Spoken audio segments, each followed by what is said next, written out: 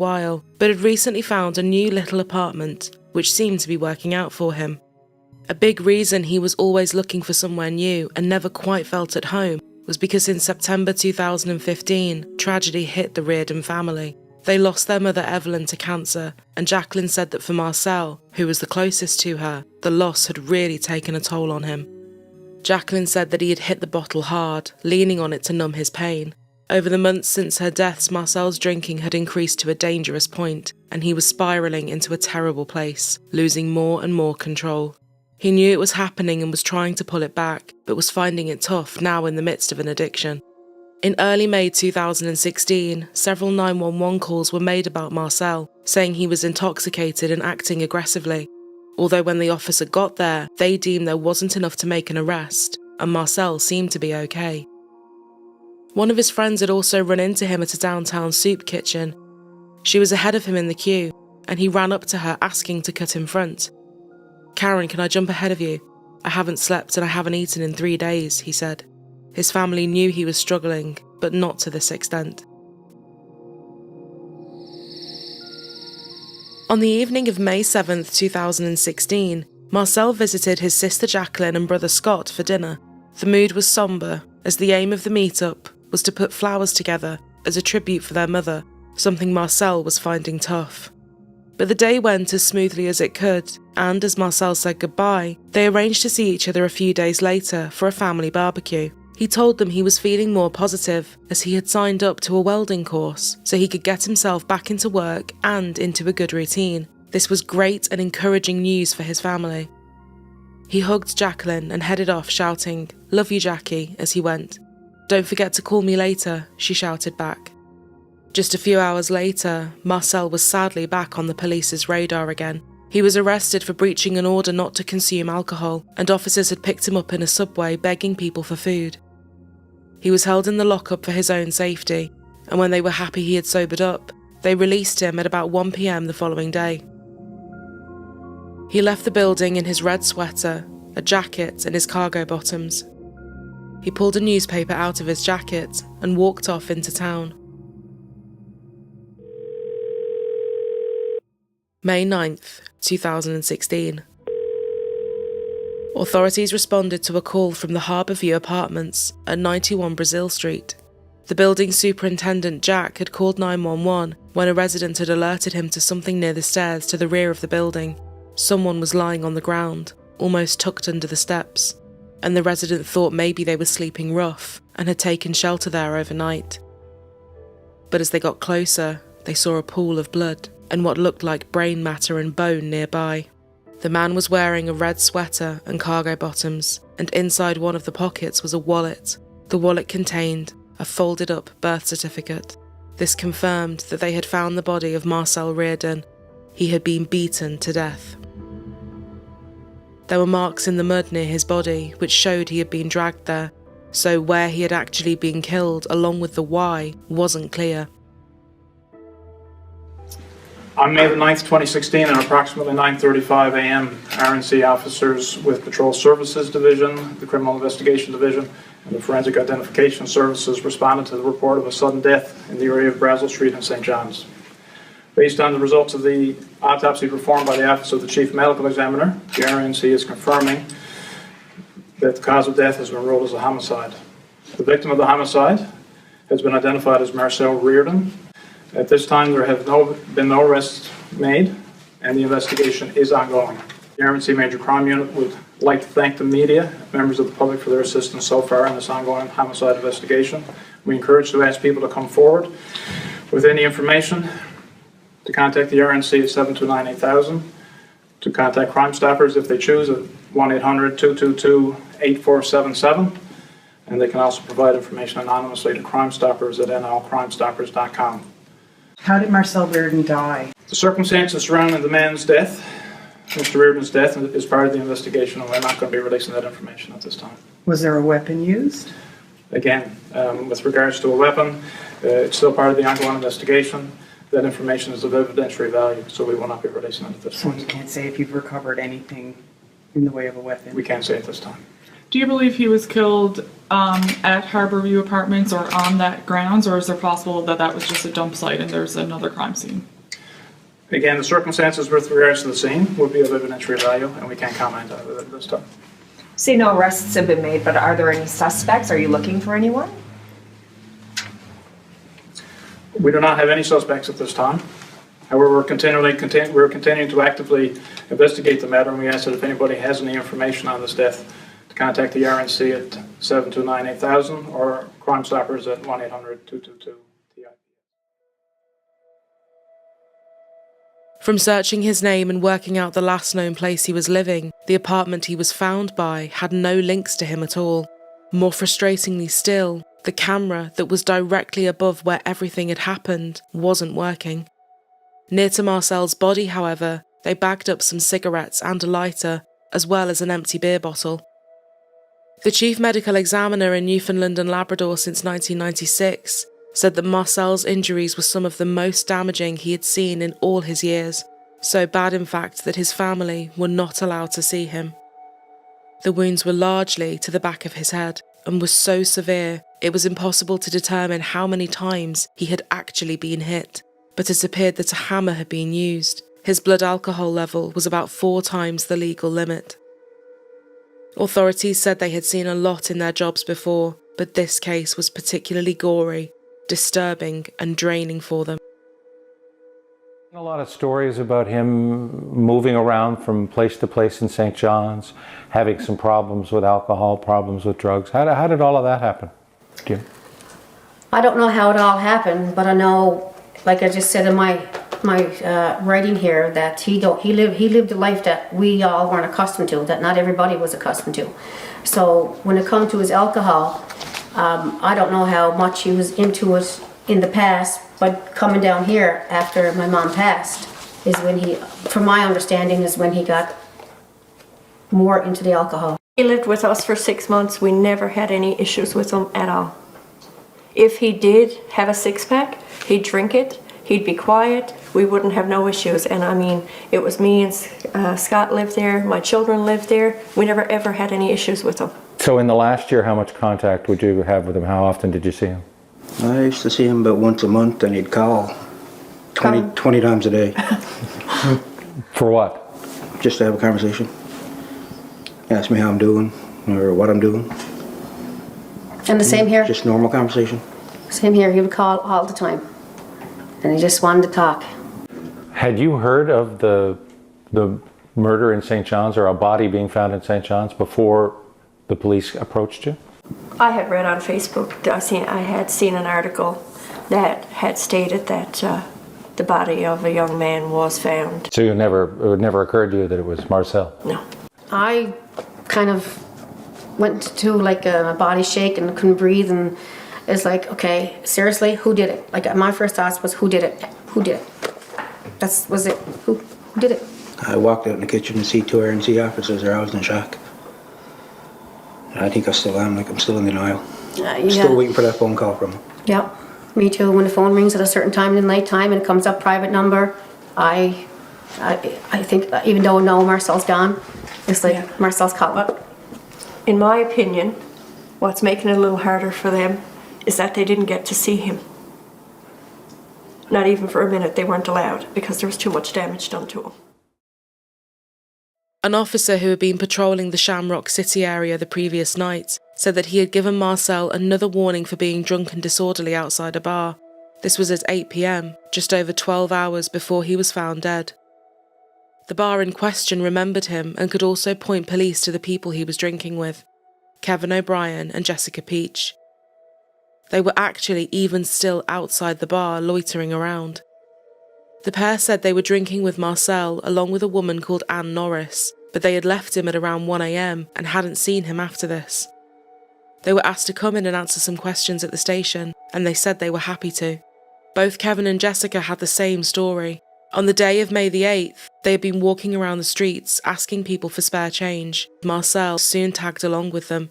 At around 5 p.m, he briefly left the group to go and get some belongings, telling them he would meet them later. As he left, Anne Norris joined Kevin and Jessica. Jessica knew Anne fairly well, but Kevin did not. He described her as friendly and attractive, and they got on well. Kevin and Anne went to Anne's apartment just before 8 p.m, before heading back downtown where Marcel joined them. At this point, Marcel was far more intoxicated than they were, being loud and causing them to feel uncomfortable. Marcel had been drinking rum, vodka, beer, and had also taken some unknown pills. He started urinating in the street before falling over and breaking a glass bottle inside his pocket. Kevin said it was upsetting, alarming, and clearly getting out of control. Jessica and Kevin wanted to distance themselves, and they had last seen him at about 1 a.m. The time frame for when he was killed was now getting smaller. So, where did he go? Officers asked the pair. Anne had told them she would get them a taxi and take him to her apartment for some drinks there. Her building was Harbour View Apartments. Police now needed to talk to Anne Norris, and to their shock, hers was a name they actually knew, but for nothing even remotely bad.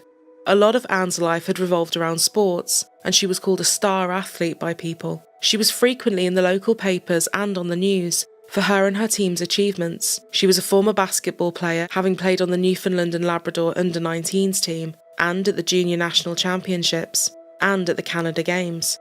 At the age of just 14, she was a top contender for a spot on the national karate team, soon gaining a black belt. She had attended the University of Prince Edward Island, and all seemed to be on the up for her. But now, years later, she had dropped off the athletics radar and things had taken a turn. She had been charged with assault and threatening people and had been in and out of various mental health clinics. They pulled her in for questioning too. She was cooperative and told the police that she had taken Marcel back to hers, but he had refused to go inside as he wanted to carry on drinking in town. She had tried to coax him in, hoping they could have a few drinks there and he might just fall asleep, but Marcel wasn't having any of it. He wandered off, looking to get into a nightclub. She then went back into town and rejoined Kevin and Jessica at about 3:30 a.m. She said she didn't see Marcel again and was shaken up by what had happened to him, especially as this was just outside of her building. She wondered if Marcel had changed his mind and gone back to hers, realising he wasn't going to get in anywhere and that sleeping it off was the best thing he could do. But he had been met with someone outside that had maybe tried to rob him, or he had got into a drunken argument that had ended terribly. Anne was upset and asked if she could leave. Officers didn't have any more questions, so they let her go. Fortunately, the streets were lined with cameras, and they were making appeals for anyone that had been in the area at that time to come forward, but no one had seen anything. One camera from outside the bar showed Anne, Marcel, and Kevin walking about. They were all by the taxis just as they had said, and it was 12:44 a.m. Marcel was wearing the same red sweater and appeared to be staggering and falling over, with Anne trying to help him up at one point. Anne then stopped to tell Kevin that she was taking Marcel back to hers, before she and Kevin turned back on themselves, walking away from Marcel. Marcel stumbled into the back area of the bars to some stairs. The pair helped him walk to the taxi, and Anne got into the front seat.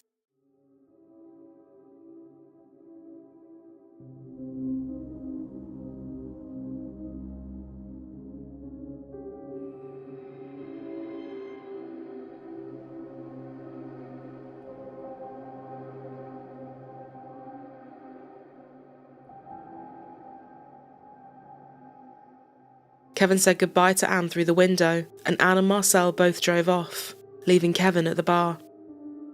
This confirmed all the timelines so far, and the taxi driver could prove that he had dropped them both off at Anne's apartment building.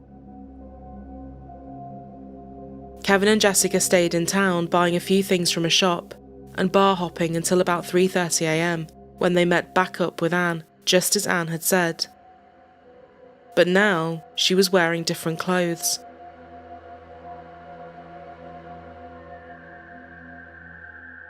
Anne asked if she could take Jessica's backpack, and she handed it over. By this time, Jessica was very intoxicated, so she waited around while Kevin and Anne walked to get some cigarettes down by the harbour. Kevin asked Anne why she had gone back with Marcel, and she said he was being a little bit of a dick that night. It was a mistake.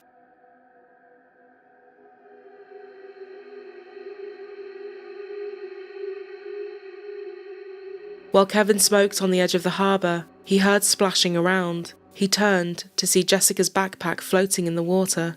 Anne said they needed to stay and watch it sink before they left.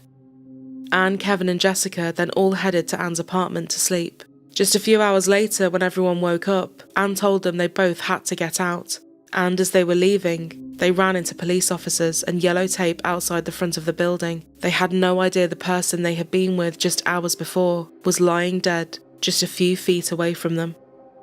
The backpack was very odd, and it could not be overlooked that Marcel was found at Anne's apartment building. They needed to locate this backpack, and, to their surprise, they found it pretty easily.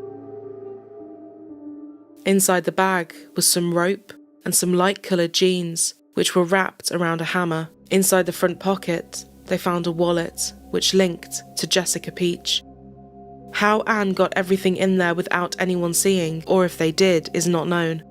There still wasn't enough to make an arrest, so detectives placed Anne under surveillance, while a search warrant for her apartment was obtained. They also realised that before Marcel was killed, Anne was spotted hiding another backpack in a dumpster. This contained 2 cleavers, hammer, some more rope, a mallet and a flashlight. There were also a load of cleaning products inside as well. It was the same hammer that was located in the harbour, and the hammer they now believed was the murder weapon. They finally got the search warrant they needed and entered her apartment, which was almost totally empty. But it didn't look like she was moving out. It just looked like she lived there with nothing in it. The apartment superintendent, Jack, said she hadn't been there long, a matter of days in fact. He had met her on the 4th of May when she applied for one of the spaces. Her social worker had dropped off a cheque to pay the deposit, and Jack learned that she had just left a psychiatric care facility. When it came to moving in on the 6th of May, Jack said Anne was extremely nervous and awkward and had turned up with just 3 bags of clothes and a teddy bear. He said he felt really bad for her, so he got her some couch cushions to sleep on and a blanket to put over her window. Some of the residents chipped in to get her some toiletries too. Jack said she was very quiet and polite, and he was beyond shocked that she could be involved in something like this. In one of the rooms, they found a light-coloured scarf that she was wearing on the night Marcel had died, and this had specks of blood on it. In her bathroom bin, they found something so crucial, it would take Anne from being a person of interest to the only suspect in Marcel's murder. A Walmart receipt, time-stamped at 10:40 p.m. on the very night she had been with Marcel, and just hours before he would have been killed. The receipt showed that a purchase was made for a knife and a hammer, and sure enough, the cameras at Walmart confirm this.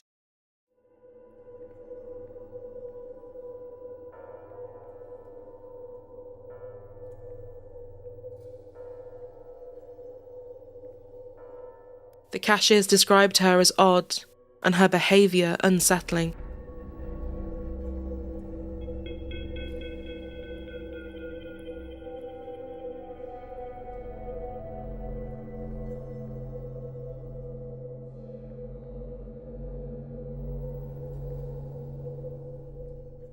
It was now the 13th of May, and, unbelievably, the police that had Anne under surveillance suddenly called the station and said that she had returned to the same Walmart and was browsing the tools section again.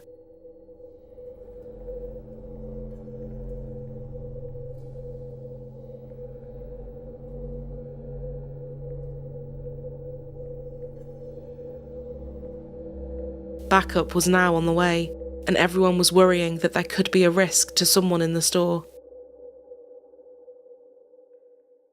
As she was waiting to pay, the police team arrived, ready to place Anne Norris under arrest for the murder of Marcel Reardon.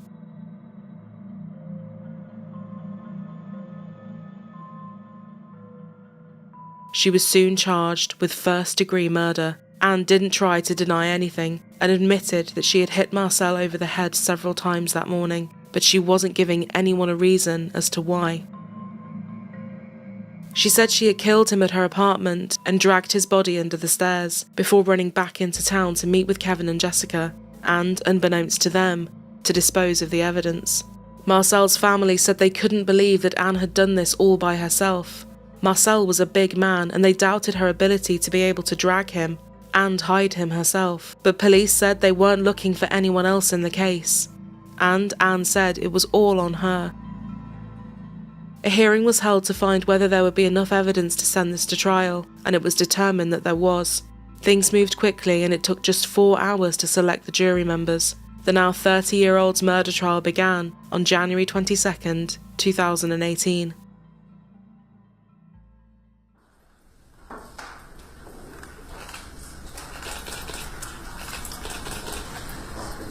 I was in contact with the accused probably an hour or so ago. Mr. Buckingham spoke with her via telephone. I spoke with her in person about 10 to 15 minutes before the matter was called.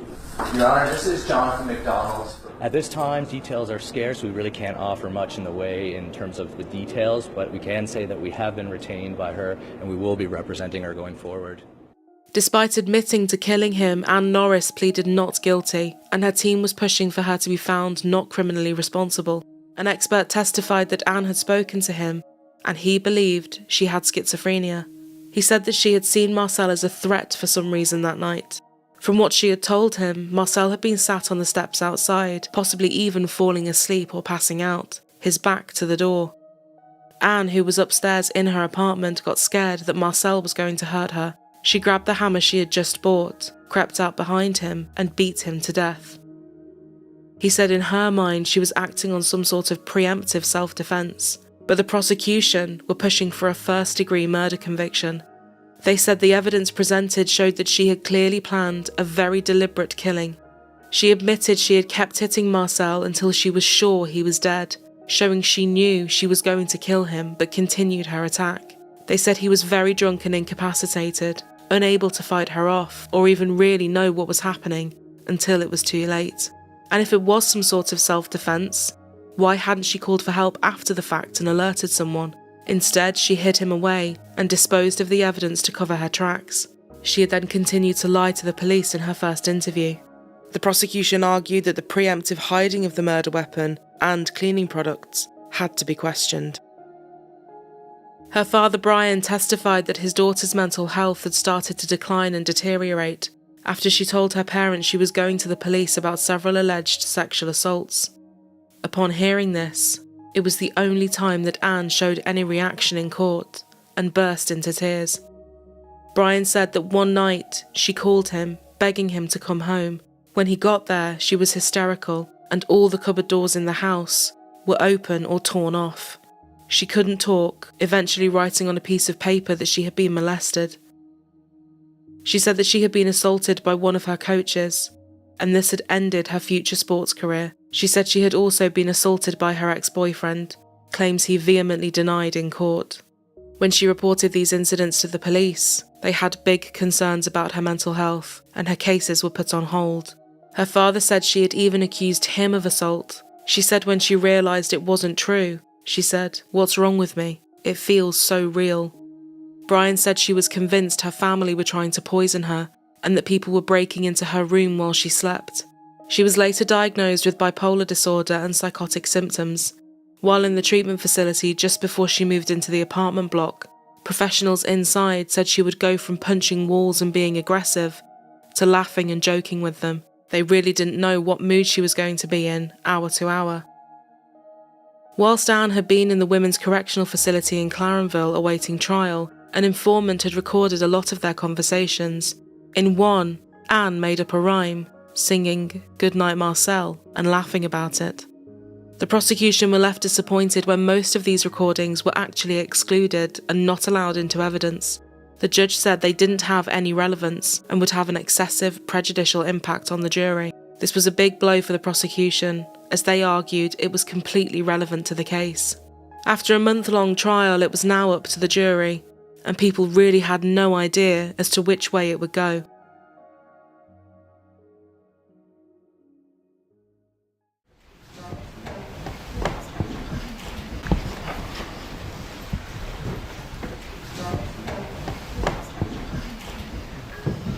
Anne Norris was found not criminally responsible.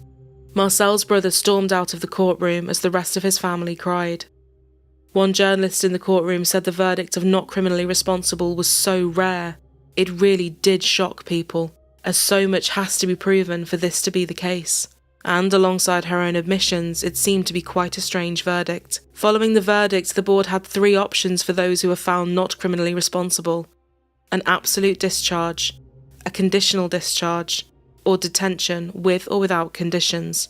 Anne was placed in psychiatric care, and it will be down to the Newfoundland and Labrador Criminal Mental Disorder Review Board's discretion as to when she is released.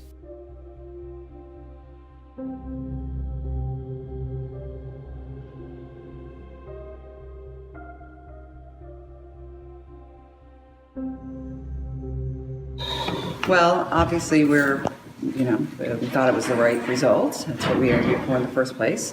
Certainly, I wouldn't consider it a victory. It's still a not criminally responsible verdict. It's not a win by any standard, but it's what we hoped for. It's what we thought was the right result.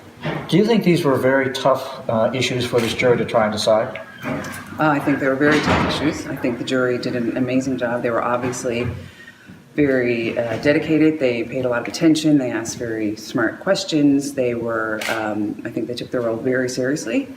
And I think it was difficult for them to make the decision. These are difficult issues with no easy answers. And I think the jury has looked at it and they came up with a not criminally responsible verdict. It has to be asked, because there's been a lot of discussions with the law on here. What's the likelihood of an appeal? Well, as you know, it's way too early to assess that situation now. We've just got the verdict. We have our 30 days to look at whether appeal is proper and necessary. We'll review the way the trial unfolded and discuss with myself and co-counsel and with our appeal section, and we'll look at whether or not an appeal is necessary or justified. So that's a decision for another day. Less than 4 months after his testimony against Anne, Kevin O'Brien was found dead in St John's Harbour. Police said they did not suspect any foul play, noting his addiction problems, saying they thought he likely fell in and drowned.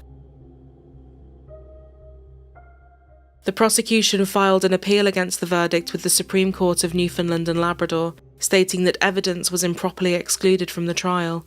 The judging panel found that whilst it was an error to exclude the evidence, it would have no effect on the jury's decision. They also upheld the decision to disallow the audio recording from inside her cell.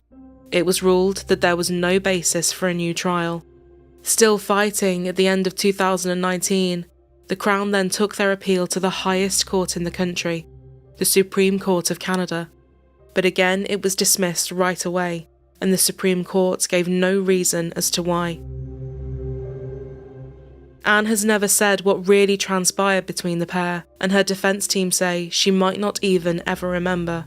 Everybody will always be left guessing.